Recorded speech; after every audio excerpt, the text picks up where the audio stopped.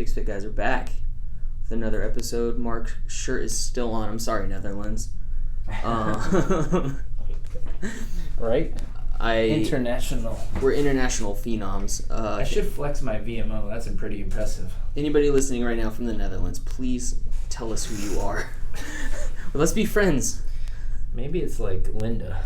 It's just Linda's just sent it to her whole family. Yeah, on accident. We were joking last week that we were trending on the U.S. charts and whatever fitness, and we're 237.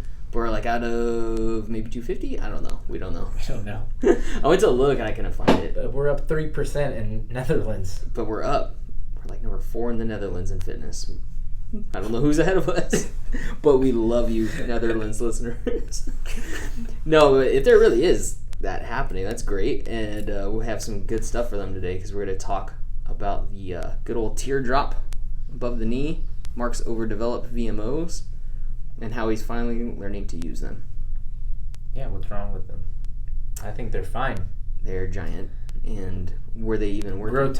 Grotesque. Why are they grotesque? Why are they overdeveloped in the first place? It's genetics, man. Really? If you look at in 10 years of running a CrossFit gym, it's just everyone wants what they don't have. Right. Half the gyms oh man, I want more upper body muscles, and they got giant legs, hips, glutes, and then the other half is oh my god, they have giant upper body. They're the T frame, the T shape, and then they want bigger legs. It's no one's ever happy. Yeah. And no matter what you do. For me, I don't have biceps or pecs really compared to my legs, right? And then I've done everything I can. It just doesn't grow. There's a huge genetic component. There's genetic, yeah. Because I was telling a patient the other day, I was I think in high school I had to cut down to, you do a body fat thing, and it's you could get to 165 safely at when I was 17.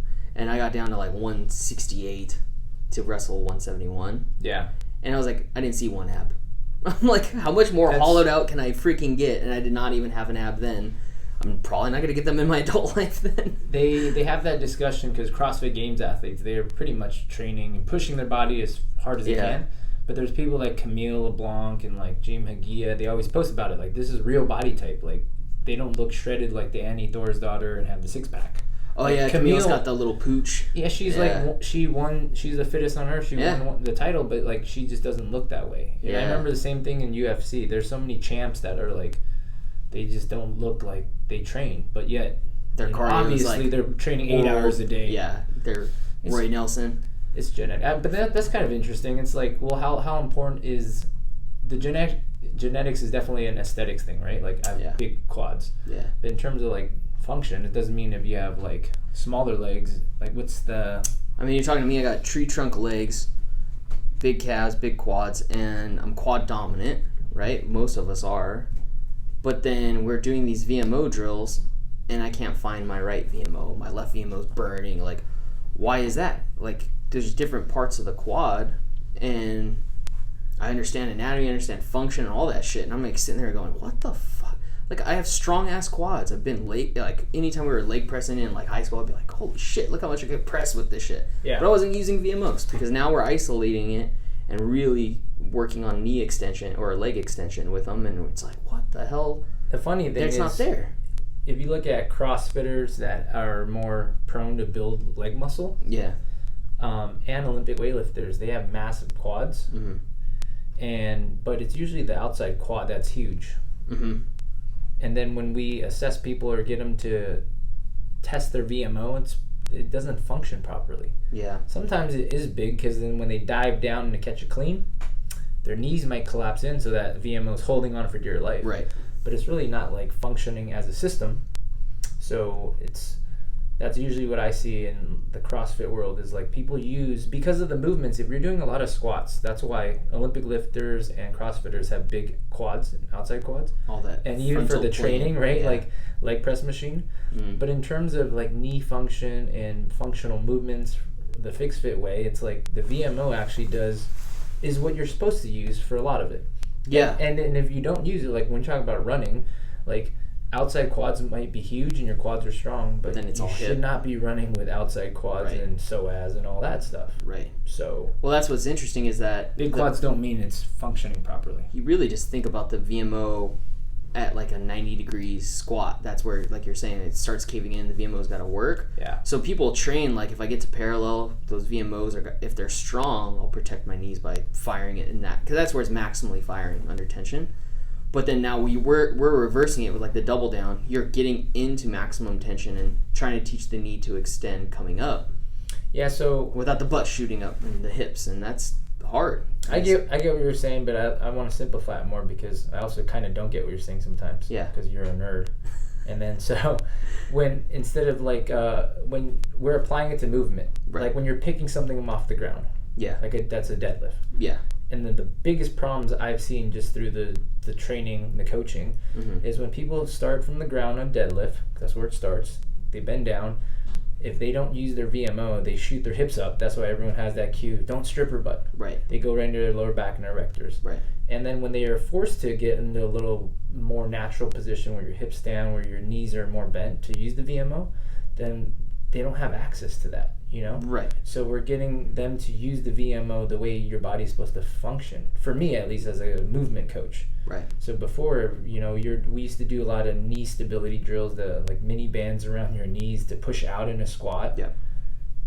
How's that going to fix, you know, like that's the most confusing thing is like if your knees collapse in on a squat, right? They think it push out harder. Push out harder. They think get a stronger TFL with the clamshell. Yeah. But it's like, why would that make? It doesn't change the way that the knee bends. Right. And when you bend the knee for lifting, running, it's for it to bend and like track straight. Yes. It's the but VMO. Also, and you also say the knee and the hips moving at the same time. Yeah, because then now we're also talking about the glute should be on, and so really the glute and the obliques, things like that, should be like a static flex or isometric contraction, whatever. Okay, now you're nerding. Okay, calm down, nerd. Well, because I've been running the double down in my head a lot. So can I explain the double down? Because I can't stop thinking about the double down. So I tell. Because this is what we do. We kind of evolve little hacks. It evolves so fucking fast. That's the part that I can't get past. We accidentally did it that where Chris... It was just like... Leslie it was just and four of us, and we're like, this is the double down. We named it right there. And we do it, and then I'm like, okay, that burned... Like, the first couple reps were burning my glutes. And you're like, no, your fucking VMO should feel it. And I was like, oh, okay, let's try it again. And I was like, okay, I got it. And then the next day we did it. And then the next day we did it. And then everybody's like... We hate it. It hurts, right? Yeah. And then like the next week, it's like, oh, now it's 3 sets of 15. I'm like, where did the 15 come from? Yeah. And we're going up in weight every single time. I'm like, where did the added weight come from? It fucking evolves so fast, but I've seen immediate changes for people. The double down has been really cool because like there's, you know, we see people's immediate the reaction. Yeah. If you don't feel the change, it's kind of like do these whatever PT drills and hopefully it gets better. Right. And then whenever anyone, even if they don't like the FixFit stuff in the gym, I program in our Saturday strength class, and then some of the people that are usually hesitant, they're like, oh man, I've never got a pump in that area before. I've never got blood flow in that inside quad. And so they can feel it right away. It's no like it's not bullshit, I guess. Explain how the double down works real quick. So I've throughout the FixFit concept program, people send in videos, and that's part of the benefit. They're talking about doing the video analysis, like their back squat, their deadlift, and then all the times when I'm doing the video analysis, I see that at the bottom of the squat, let's say parallel around that area, when they're coming back up, that's when the knee collapses in, or they shift all the way to the right or left with their hip, core turns up, the whole deal. So that's like the bottom range of a squat. And then the deadlift, when they're at the bottom of the deadlift at the start of it, then their hip shifts. Or the butt shoots up. And then so I'm like, okay, there's something wrong. And then when we break it down to figure out what's the problem, it isn't like, you know, push your knees out harder and more external torque or whatever traditional cues you get. It's like, where's the mechanical fault? So what muscles aren't working? And then at the bottom of the squat and the start of the deadlift, it's a VMO knee extension, right? Obviously with other muscles on. So then I just...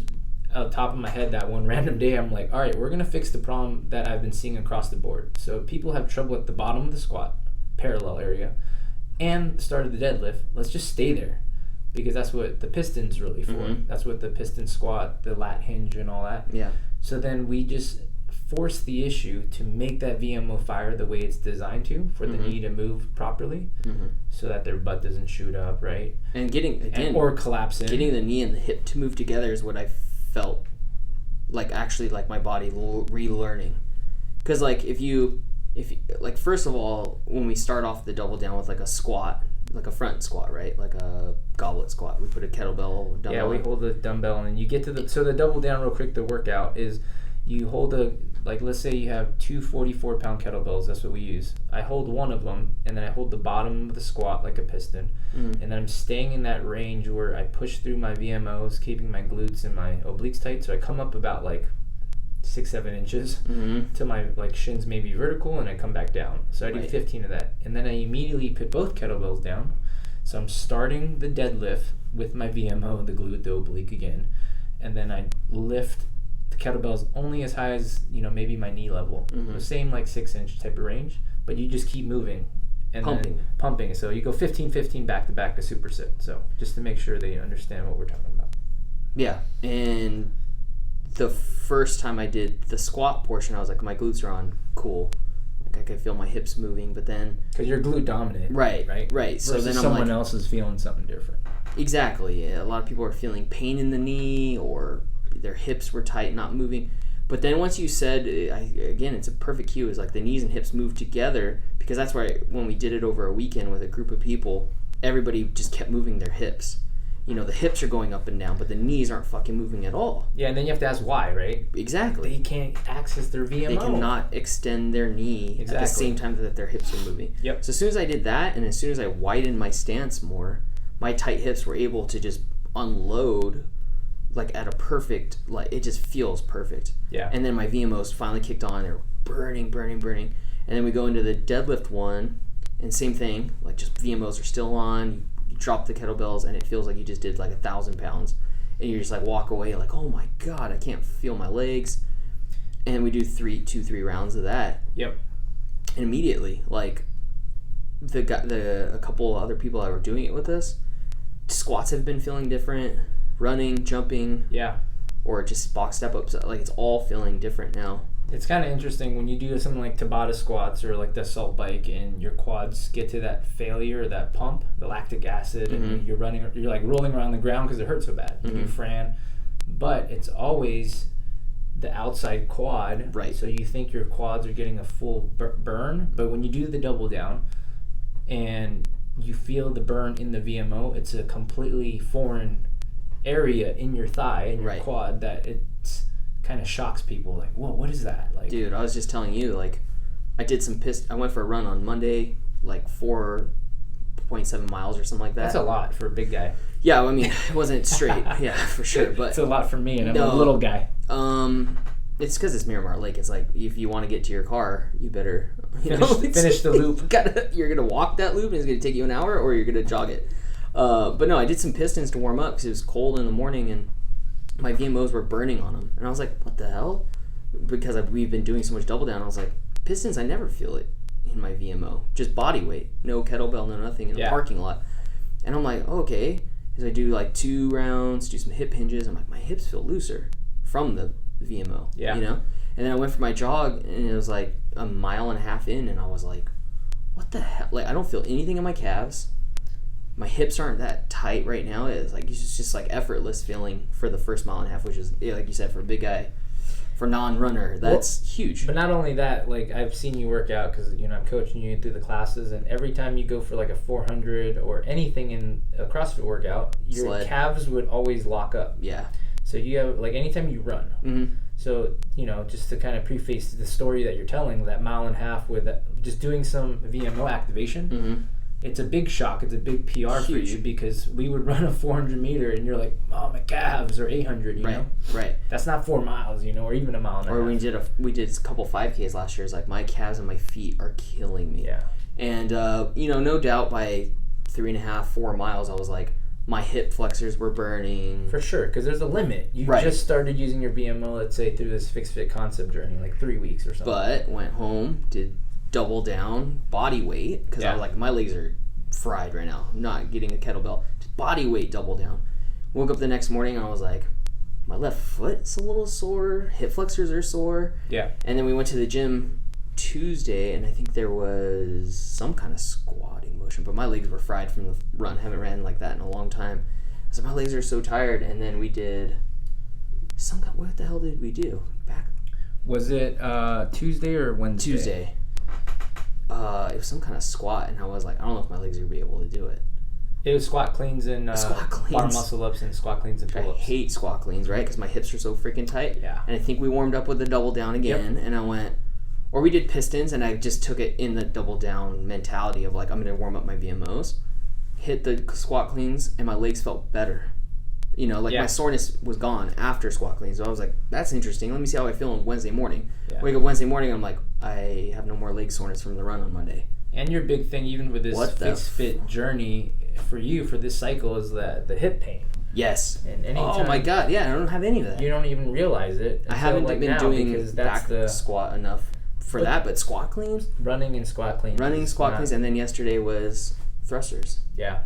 And no hip pinch that you normally went get. In Thursday going, okay, now it's 2 days after those runs and squat cleans, and my legs were a little shot again. I was tired after the workout. I was like, my legs are better again. So what's cool is like, it's crazy, the journey, right? Because even for you talk about that hip pinch being there, and then when I worked with you on really like the customizing it, like the piston, it wasn't working. So we had you focus and really try to get that glute and the VMO to go. Yep. But now, really, we're talking about the evolution of this application. Mm-hmm. So the piston wasn't enough, but this double down, because maybe you're on 2 legs and maybe because of the amount of combo and reps, but like we knew what the problem was. Now it takes time to find that solution. Yeah. Now the solution is the double down for a lot of people. That's what's so fun about the whole process is like, I remember the FixFit concept starting and I was like, Mark, I'm going to work on this hip pinch. I'm going to do my own hip stability thing on the side. Yeah. And I was like, no, I actually I haven't felt any hip pinching with anything. My legs have been sore instead of my back, instead of my hip flexors. Mm-hmm. And accidentally find double down instead and go, oh shit, my right hip's actually learning to hip hinge now through that because of the VMO and the glute firing at the same time. And that's all it took.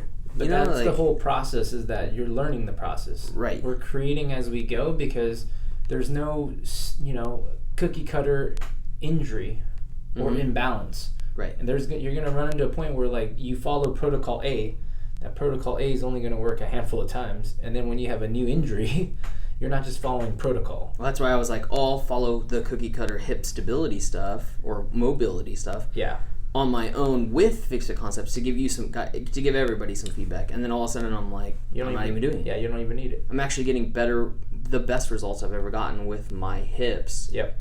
Through using my VMOs. It's like through the learning process, right? Yeah. Trial and error, right? Because then even if you incorporated the mobility stuff and the hip stability stuff, it was still trial and error. Yeah. But it was just going to be trial and error, yeah, for sure. And then you would have been like, that works, that doesn't. But this way, you're now like figuring out, okay, you just need to be able to access this muscle and then make it pump. And then if you do it to that degree, the purpose of the Activate stuff, then it actually immediately gives you the change for like that run. Yeah. Like instead of just doing a couple of pistons, if you did a double down and everything's fully awake, blood flows through it, then it carries over into the movement. So it's that simple, And then how do we translate that to people that don't nerd out, that aren't trainers, or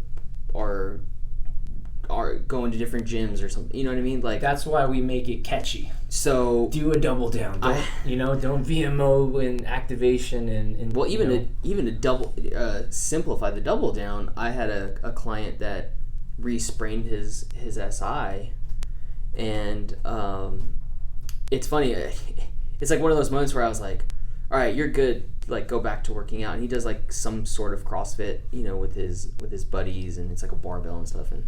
And he was like, okay, like he knew how to stay in his tension zone. He was doing pistons and all this other stuff. He's working on his hip stability, but he keeps spraining his SI joint. He re-sprains it. And I go, shit, like I was just going to review the pistons with him just to make sure he's doing them.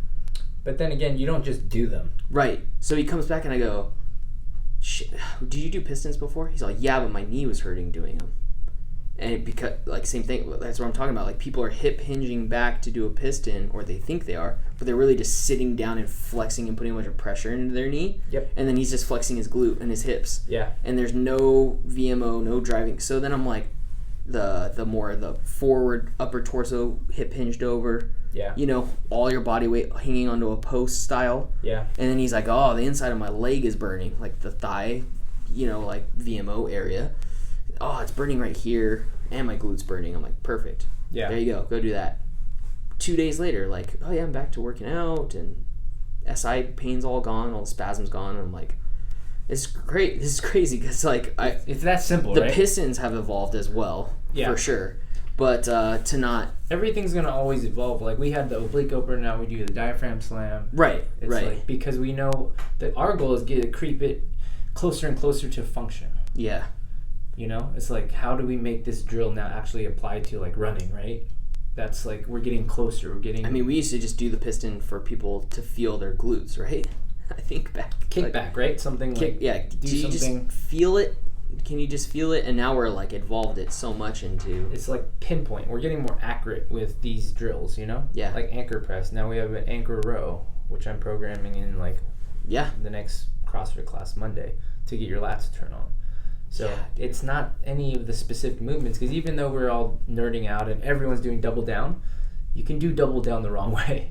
Yeah. And that's what with troubleshooting, where we're like, oh, your torso angle keeps changing, and you're using more hips and using more lower back. So you just see it. Most of it's their knee not moving at all. It's just all hip going up and down. That's why I tell them to stare at your knee, because when you're doing this, it's like you should see the knee actually move back and forward. I exaggerate the whole time. Yeah, I exaggerate the knees straightening out. Like I shoot them back almost. As long as that, you know, your glutes and your obliques are on with it, then it's fine. It's just a more violent contraction or extension. But that's what's interesting is like the glutes and obliques are on, but they're not squeezed, you know, firing like that. That's the difference with like the whole, like, this is how that muscle works in movement. Right. Not in a kinesiology anatomy book. It's like, that's the problem, is that you don't just like, all right, you need your glutes to be on. But how? Are they all shortening, lengthening, isometrically stabilizing? Yeah, like they're just stabilizing. No one they usually target one muscle and talk about firing it, right? Yeah. Do you feel your pecs on? But in a push-up, what is the pec doing? What is the tricep? Like, it's I guess no one has time or kind of pair it all together. And then at the end of all that, if you know all that, have you been coaching long enough so you can actually fucking simplify it and hand deliver it and digest it to someone that doesn't give a fuck about everything you just researched? This is true. It's a good point, but it's very interesting. That's the gap, I think. The huge gap. Yeah, you have to nerd out, and this has to be your life's work type of thing. Yeah, like your thesis, your master's. But then, like, I know it feels like you're reaching like a thesis, because it's like I strive all the time to find hip stability, and it's fucking happening now, because the knees extending while these muscles are stabilizing your hip, like you talk about all the time. But when you're presenting, there's a difference. When you're presenting, how do you present that thesis? When you're presenting this thesis to like average Joe that just doesn't want hip pain, you really have to erase 99% of it and then make it so simple that, like, hey, do this piston.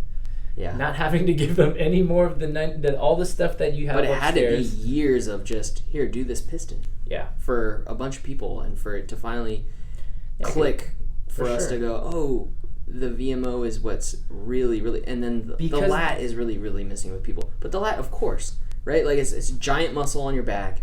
Stabilize your low back. Like, we all know it's weak. We can't find it, this or that. The VMO... I'm so stoked, because it's as normal as an air squat, the term, a push-up. When I say VMO in the gym, it's just another word. Dude, who's talking about VMO in their gym? And then when I've seen you in a seminar format say, let your knees go forward, you know, like, let your knees take you down. Mm-hmm. People freak out. They're like, like, that doesn't sound right. Because why would I want to general cue? It's just the first sentence of a chapter, right? Right. And it's also, I already have strong quads. Why am I going to turn on my VM? You know what I mean? That's how I would look at it. Like, I'm very quad dominant. Why would I want to train my quads? But we found because your hip and your back hurts. Right, exactly. It's like the wrong part. Also, the wrong part of my quad is strong. You know what I mean? And it's like I love answering those questions. Like, but man, I can bench 250. Yes. You have shoulder pain. Yes. You want to keep saying you bench 250? I don't know. What do you want from me, right? Like, it's like my quads are strong. Let me work on my glutes a lot. You tore something and you're like, but why is your hip so? But I'm so strong though. Yeah. Okay, I don't know. Do you want to just keep going back and forth? Dude. I'm so strong on my bench, but you have shooting pain when you try to take your t-shirt off. Like, can we just move forward now? Maybe your bench should be stronger. Yeah. Right? It's just that weird, like, people don't, I don't know. It's a strange thing because it's a society norm type of thing, right? Like, don't bend your knees. Okay, cool. In a squat. Everyone does it. I think that's what we're realizing is that we're always trying to teach that learning process. We say it over and over again. And we just had a nutrition little hangout, so we called it. And then what I'm realizing is people are always looking for like the ultimate thing. Right. Like, I'm a carnivore and I follow these sets of rules. I'm a keto person. And what I was talking to Johnny Hoadley about this because we're definitely nerdy about that stuff. And it's like, people have to understand that's not the end goal. The end goal is like optimal nutrition, right? Something you get for you. And then keto is just a testing protocol. You don't ever stay. You're not saying like I took Spanish 101 or whatever, and you're just like that's your life. Yeah. You use that keto to learn. You use the plant-based to learn. You test it. And so for us, we're realizing the same thing with we're creating all these testing protocols like do a double down. And it's not that double down should be like I just do it blindly. Double down was a test, and you should figure out what was the results of the double down, right? And then now you have another tool, but you're not like a, double down. That's what I do as my training protocol. You know what I'm saying? Yeah. Or that's my only. If I just do that, it should. That's my warm up protocols. Yeah, it's my double down. Right. That's exactly you're getting your VMO to fire because you don't use it and your back hurts when you run. You know what I'm saying? It's like stop being so absolute with like looking for the snake oil or the hack, right? Like. This is a hack. It helps. It's easier to remember. You say double down. Yeah. But don't forget the fucking why. Yeah. The intention has always been our goal for FixFit. It's not what you do. It's like if you're a coach and you want to know why the knee is extending at the same time the hip is bending, it's like that. You come nerd out with us on that. Yeah. But you got to do it trial. Feel it on yourself first before you. Because I don't want to lose half the people listening. But when you talk about wow, my calves aren't hurting when I run and my VMO's on. Then we could definitely go down that rabbit hole of or once your squat VMO, that maybe the soleus fires more than the arches in your feet, like your hamstrings are active. But that's all running. Squat cleans and thrusters fixing leg soreness. It's like it's weird. It's really weird. That usually makes your quads more sore because you're bouncing out. Going for days. But then that's a good point too because like when you ran. And then you did all those squat cleans, and then the third day you weren't sore. Normally they would kill you. And use that as an indicator because you're learning. And what I think happened is that since you're running with your VMO, that's what you're focusing on. But when you use the right muscles, you're probably using like the inside calf, the hammy, the oblique. I was focusing on the glutes. So that mostly. VMO was burning and it helped out, but everything's now working properly. That's why you're not so sore. That's why your calf didn't blow up. Yep. And now when you're front squatting and doing thrusters and squat cleans, you're not just relying on outside quads. Yeah. If you just relied on outside quad, they're probably going to be really sore. That's my back sore the next day. My quads are sore. And that's why you're not sore, because I always say, like, let's say you're doing the 75-pound thrusters, 75 reps. If you only use one muscle for it, like the outside quad, of course that shit's going to be sore. But you disperse that 75 pounds to your inside quad, your glute, your hamstring, your everything. Yeah. So that's why hips didn't hurt, and that's longevity because now you're sharing the workload across all the joints and all the muscles, and there's less wear and tear. It's good, man. How could we tell people listening to test it out on themselves? Just the air squat. Walk them through an air squat. Shit. Get your butt to knees parallel. I would say stay in a wider air squat. Everyone should try this. So get feet outside shoulder. Yeah, something more based out because everyone's so narrow. I don't know what where we lost it in thinking the narrow squat's ideal. So get a little wider and then stare at your knees and your hips, and then I want you to just practice descending, lowering yourself in air squat. The knee and the hip are bending, they're flexing or whatever simultaneously. Yeah. and then fix that, because that's going to be hard. Some people are going to shoot their butt back. Some people are only going to bend their knee. And then if your knees and hips are taking you down at the same rate, stop right at parallel. And then from there, try to push through the knee, which is the VMO, keeping your glutes tight, keeping the hips moving together, and just come up like 4 or 5 inches and drop back down. So just practice that. And the goal is that, inside quad, right above your knee, that muscle should be on fire. Yeah. Just find it. And a lot of my intros, a lot of the assessments, the injury that I get, it's like, do you even know where your lat is? And then we just spend time with the band trying to find it. So I would recommend just find the VMO and how to use it. So if we can't program double downs and do all this other shit for you yet if you can't even identify where the fuck your VMO is. Boom. Like, you can't flex it. If you can't flex your bicep, why were you doing a bunch of bicep curls and all this other shit, Boom. For everyone listening, it's VMO. V is in Virginia. Vinge. People are going to be... Well, I guess it'll be in the title, but they're like Googling BMO. What the hell is... I think it's like I've been saying VMO for a long time, and it's vastus medialis oblique. Yeah. Oh, okay. Obliquus, right? I said it. There we go. And then someone was more like book nerdy. I forgot who this was, and there's like, we don't say obliquus anymore, but it's just vastus medialis oblique. I was like, I learned this shit like 14 years ago. I'm pretty sure it's changed. I don't give a fuck. I thought we just... That's why it's like, why... I don't know. Dude, if you write it out, it's like vastus med, period. That's it. Nowadays? No one writes that shit. Or you just put VMO. VMO. Yeah. Google it. Get a little picture of it and do that air squat challenge Mark is talking about. If you don't feel it in that inside of that knee, you're doing it wrong. We'll have more videos of it. Watch out. Look out for the double down. And I think we have to now, because it's like, once we find something so magical, we share it with everyone, like the piston, the anchor. That's what I said. 2 weeks later, I'm like, okay, this is the 3rd day in a row we're doing this shit. Yeah.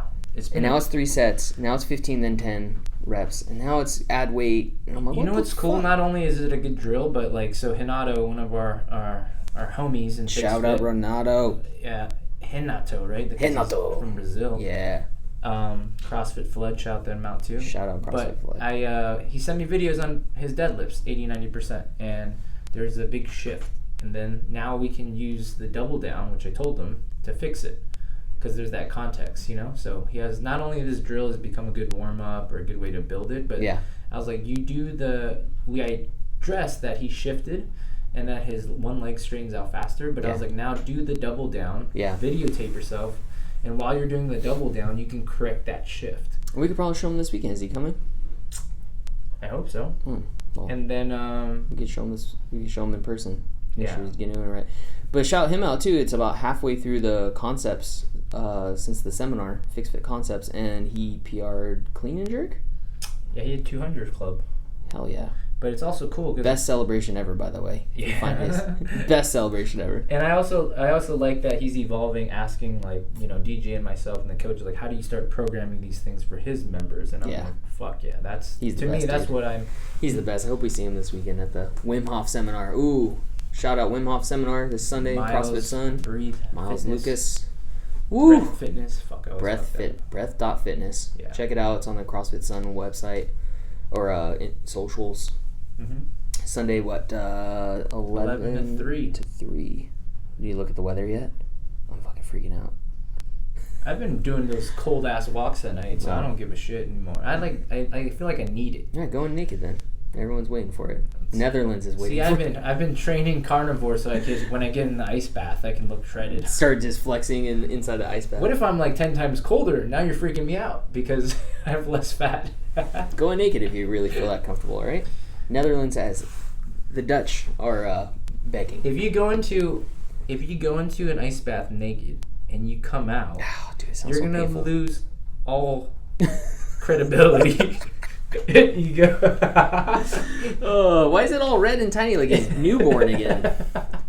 Dude, people were sunburned from how cold the ice was. Like, and then you see the line. That's how everything's all red. That's what freaked me out. I was like, I'm gonna go not first, but I'm going second because I didn't want to go first. Man, because you just never want to be first in some shit like jumping in an ice bath in front of a group of people. Shit. But then I went like 4th or 5th, and there was a couple people in the middle there that like they had a red t-shirt on. Like you said, the line around their neck of where they went up to, and it wasn't going away. And I was like, what the fuck, dude? They're like sunburned. Oh my god! That's where all those chemical changes happen. Your blood starts rushing back, and all this science. I did not get that on my own body, and I should have known that I don't have a circulatory issue like that. Yeah. Like, they're fair skinned. Some people, his capillaries like refilling and shit, and I was like, I don't have that. I'm not fair skinned, but I was like seeing that, like, oh shit, dude, this is real. It's such a crazy sensation. Yeah, it's really weird. It's different, and your brain's like meditating at the same time, right? Yeah, so it's when you get out, it's really like a fucking spiritual weird experience. It's really hard to have to, because a lot of people from still this day were like, oh, I can't do the ice bath, and we're just like, oh, just come on. Miles says you don't have to do it. You don't have to, but I highly recommend it. It's something. Yeah. It's crazy. It's really weird, because now I just recently went outside to do a Wim Hof, and my breaths were shorter, but getting into a meditative state was faster. That's the goal. And then later, like, I would be like, went and sat in my car, or like chilled for a second. I was like, I've still like maintained the meditative state longer. Yeah. From the cold exposure, which is crazy. So yeah, I'm super excited to test out all this new stuff and maybe test out my rep scheme in front of the group again. Yeah, it's always better to have a coach anyways, right? So every time we've done it, it's like... I'm so proud to talk to Miles and be like, dude, I can count, 60 days since the last seminar, and I've probably not Wim Hof'd like 3 or 4 of them. That's amazing. Feels fucking great. Yeah. It's so good, dude. I can't wait. So I highly recommend it. Yeah, it's worth doing, man. Talk about life hacks and FixFit stuff. It's like, man, you can... Just learning to breathe, man. It's huge. It's so important. That's where it's trippy for me, because like, when I started carnivore, my anxiety has been really good. Seriously, like, it's been the best. My mental health, and I've been super stressed lately as well. Busy, new year, the whole deal. There's nothing really going on, so. But I can't tell if it's the carnivore or Wim Hof, or it's probably a combo of both. Because I would love to just isolate and just be like, it's just Wim Hof, because then I do want to help people. But that's something you're telling the nutrition people, right? Like, you can't say it's just the Wim Hof, it's just the carnivore. That's what I said. I was like, I'm not sure. You can't. And I've been praying more. So is it spiritual? Is it religious? Like, who knows now? It's like combo of all of it. Yeah. It's better habits. But I do know that, the Wim Hof is a tool to use, like a piston, right? Mm-hmm. And then when things do happen, you get more stressed, or you do have anxiety or whatever, it's a good tool to actually combat it, like fight it. You know? Yeah. So that's different. Carnivore is like the whole like daily thing and slow changes. Like, I eat a steak, I don't feel like I fix something. Yeah. But if I do the Wim Hof technique, even if it's 4 or 5 minutes, you get the immediate change. It's great. It's so bizarre. On the days that I didn't do it, simple. On the days I didn't do it and like I didn't have time, I could notice a difference of like, shit, I think I'm just like moving a little too much. Or if I did 3 rounds versus 4 rounds, it doesn't quite get you into the meditative state. I've done 4 rounds and been like, I don't even think I fucking got into the state because my mind was running. And it's like, oh, maybe I'll do a second round. And it has been a journey of learning and like actually having to practice it. So I can't wait to have Miles back on soon to talk more about it, because he's probably like, dude, this is exactly what I'm trying to show people. Like, you just got to try it. One seminar for you, one workshop, and then now you've integrated like the fabric of your daily. I love it. I love it so much. It's so good, man. I can't stress, like, that's something people have to do. Yeah. People know that I test a lot of shit out, especially if they're part of my community, and it's like, I wouldn't host this 3rd one if it sucked. Yeah. There's no point. Yeah. It's like, and Miles is such a good dude. Yeah. So good at explaining it and getting you to understand it, and he's open for questions at all times, and he really just wants you to find your own protocol. That's the best part. That's the best part about Wim Hof, and something we should try to learn as FixFit guys inside of his seminars. Yeah. How is he teaching us to build our own rep scheme? He was just like, it's up to you, And there's probably some people that were like, I did that seminar, I felt it then, but I haven't practiced it since. Yeah. And then it's other people like me that was like, oh shit, I did 5-6 rounds and I was tired, and I did 3 rounds and it wasn't enough, and 4 is my perfect one. He's like, then 4 works for you. Yeah. Or like you, I could get up to 2.5 minutes. I was like, bro, I've gotten like 1 minute 45 seconds as a PR once, and I've never even gotten close since. I think I attribute it to his like dedication to his craft of his many years of being a black belt at jiu-jitsu. Yeah. because once you get to that, you've seen all the drama, the ups and downs. At that point, he's got no ego, and I think his character and his values he's developed through jiu-jitsu. This is all speculation, by the way. Yeah. But I think like he takes that with his coaching. He's not like he understands we're white belts at breathing. Yeah, that's a good point. And he's also not one of those like. He understands that he's still learning. Great point. Right? He's not like coming in like, this is my system and this is X you have to do X. Yeah, he's all excited to show us some new stuff again. Yeah. And he's like, I got more application to jiu-jitsu stuff this time. And I'm like, okay. Like, I already signed up without that kind of shit. So I'm pretty excited. He's getting me more ramped up for Sunday. Yeah, so super good dude, super knowledgeable. I want to find out why. Is amazing. I want to find out why laying down for me is I can hold my breath way longer. Yeah. It's really weird. Versus sitting in a reclined position or just sitting like, like that. We start off like crisscross, like sitting up. I don't know. Maybe like less muscles are on and I could relax more. Probably is my guess, but I think this third time around, I'm like you. My goal is I've always been afraid of the cold, and everyone's talking about cold showers and exposures. I still have yet to do that. So you're jumping in head first. Well, I'm trying to. Hell no. Leslie even dunked her head last time, and I said I was. That's right. And I didn't even do it. But I do now that I've been doing cold walks, or I wake up in the morning and I sit outside and it's like 39 degrees or something. I'm understanding that it feels really good, and I'm now like actually willing to listen to the science behind it. Right. Because the Wim Hof's the breathing technique, but the cold exposure gives you all the more red blood cells, and I kind of want to know why that shit actually works now. You're right? gonna want to figure that out. Figure it out before the summer comes too. So then you're gonna have to. But now I'm willing to listen because he goes over the science, and then if I'm so afraid of the cold, I kind of just like, I'm just working the breathing technique. I remember that you saying that last time. Like, I'm here to just learn that again, like rep scheme. There's always more. I'm with you on that. I'll probably be like, I'm still working on my rep scheme and laying down versus this. Yep. Versus cold exposure, But in the summertime, we're not going to have 39 degrees in the morning, so... I know. Do we invest in a tub and do it once a week? He's going to hang out at Miles' house. I think he said he does like once a week or something like that. Miles is cool, dude. Yeah. I'd be like, all right, you joke me out. Can I just throw me inside? He throws you inside there. You wake up. You don't have a kidney anymore. Sick. He knows Brazilians that will buy that shit quick. All right. Looking forward to that Sunday. And check us out on the socials. Netherlands. Shout us out on those reviews. I told you that robot one was not a robot. It was someone from the Dutch lands. Thank you, guys. We're going to have a FixFit soccer episode just for them. All right. We're out.